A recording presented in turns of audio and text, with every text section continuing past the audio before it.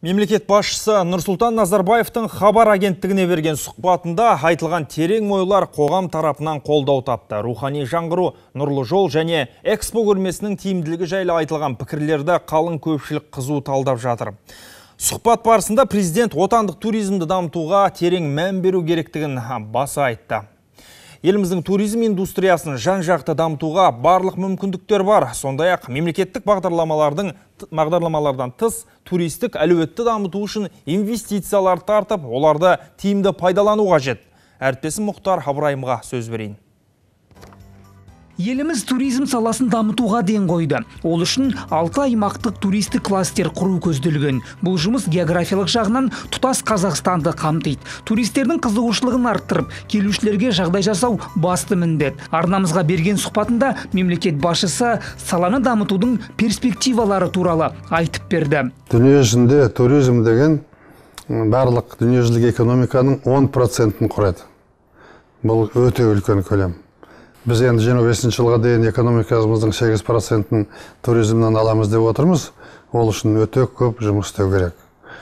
Жаңағы рухани жаңғыру мәселесі, экономикамызды түзету мәселесі, инфрақұрылым, нұрлы жол мәселесі барлығы осыған байланысты. Қазақстанда да көретін жерлер, баратын жерлер көп. Даланың өзі, таудың өзі басқа елдер үшін өте қызықты. Көрсете білуіміз керек. Заман түбегейлі өзгеріп бара жатыр. Бұрын жағажайда демалғанды жөн санайтын шетелдіктер қазір киелі мекендерді, тарихи орындарды аралауды дәстүрге айналдырды. Бұл жерде ұлы даланың мүмкіндігі зор. Ұланғайыр атырап тұнған тарих. Мәселе оған турист тартып пайда көруде. Ішкі туризмді алдыменен дамыту. Мен айтар едім, қазір енді кеңдік болғаннан кейін біз жер шарын шарқып анда барамыз, мында барамыз, демалысқа, анда кетеміз, мында кетеміз. Бір Қазақтан сұсап көрсең, сен осы Қазақстанның барлық жерін аралап шықтың ба?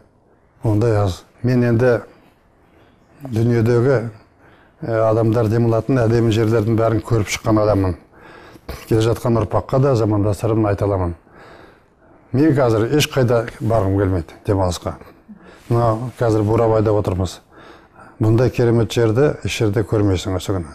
Табиғаты сақталған әдемі жердің жанаты сияқты. Елбасының жазиралы Бурабайдың тұмса табиғатын өзгелерден асқақ атауы бекер емес. Президент оның туристік әлеуетін дамыта отырып, экологиялық тазалығын сақтап қалуға шақырды. Өз құндылықтарымызды қастерлеу жер байлығын, сай саласы мен өзен көлін бағалаудан басталады. Бұл отандық туризмнің дамуына жол ашады дейді жазушы Дулат Исабеков. Мына Бурабайға жететін еш нәрсе жоқ. Біз өз еліміздің әдемілігін, әсемдігін, сұлулығын кейде бағаламайтын сияқтымыз. Міне президенттің өстіп айтқанда бұл жақсы болды. Өйткені біз шетелге тұра қашамыз. Осы Қазақстаннан сұлу жер жоқ. Бәрі бар. Қысы да бар, аязы да бар, бораны да бар, мамыражай жазы да бар, көктемі де бар.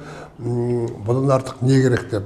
Ішкі туризмін жандандырған жағдайда біз елдегі ауылды елді мекендердің тұрақты даму қағидасына өзгеріс енгіземіз. Оған дәлел, мысалы, Марқакөлдің жағасын көтеруге болады. Балқаштың маңайындағы елді мекендерді керемет өмір сүруіне, жағдайларын жақсартуына, жұмыссыздықты азайтуға, жастарды елге қайтаруға мүмкіндіктер тудыратын механизмі жасалынған. Туристік тартымдылықты күшейтетін бірден бір фактор инфрақұрылым. Әуежай, вокзал, қонақүй, жол. Мұның барлығы қолға алынған. Бір ғана Астанада ашылған инфрақұрылым нысандарын айтпағанда, Нұрлы жол бағдарламасы аясында салынған жолдардың өзі туристерге жайлы жағдай тудырды. Туризмді дамытудың негізгі шарты осы. Егер келген адамдар Қазақстаннан шарлап жүре алатын болса, мынандай жолмен жүрудің өзі қандай рақат адамға, шынын айтсаң да. Қандай машинаң болса 150 километрлік қойып қоясың да айдайсың ары-бері. Сол жолдың бойында неше түрлі пайда болады, жаңағы қонақ үйлер, тұратын жерлер, малы кішкентай бизнес болады. Мына ел байқамайда қалды. Біз 2 жылдың ішінде Жезқазғаннан бүкіл Қытайдан бастап Жезқазғаннан Каспийға дейін 1500 шақырым темір жол салдық. Ең далада қазір станциялар пайда болды.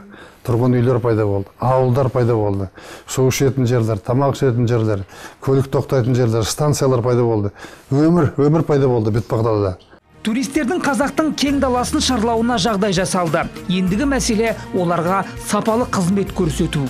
Қазірдің өзіндегі біздің бағдарламамызда біріншіде жұрттың келетіні қазір Алматы, Астана, неге? Қонақ үйлер бар, жататын жерлер бар, көретін нәрселер бар.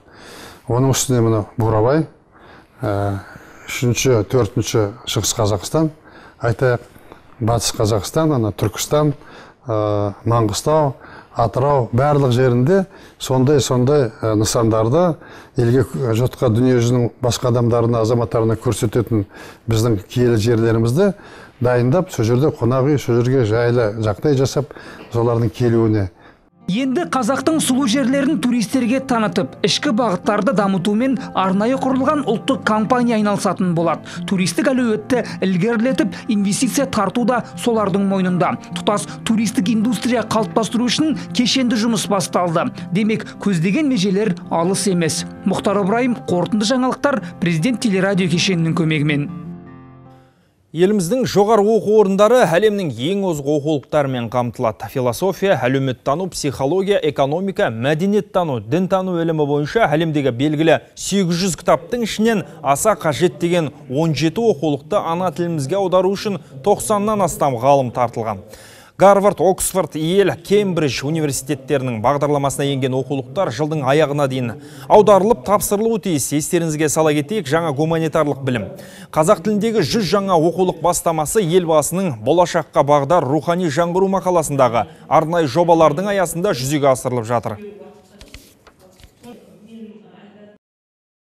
Бұл оқулықтар кемінде 3 басылым көруі тиіс. Яғни өзінің өміршеңдігін дәлелдеген оқулықтар болуы тиіс. Енді 3 шарт түрде қойылды. Біздегі оқулықтардың көбі 10 және одан да көп басылым көрген оқулықтар. Келесі соңғы басылымы соңғы 3 жылда болуы керек деп талап қойдық.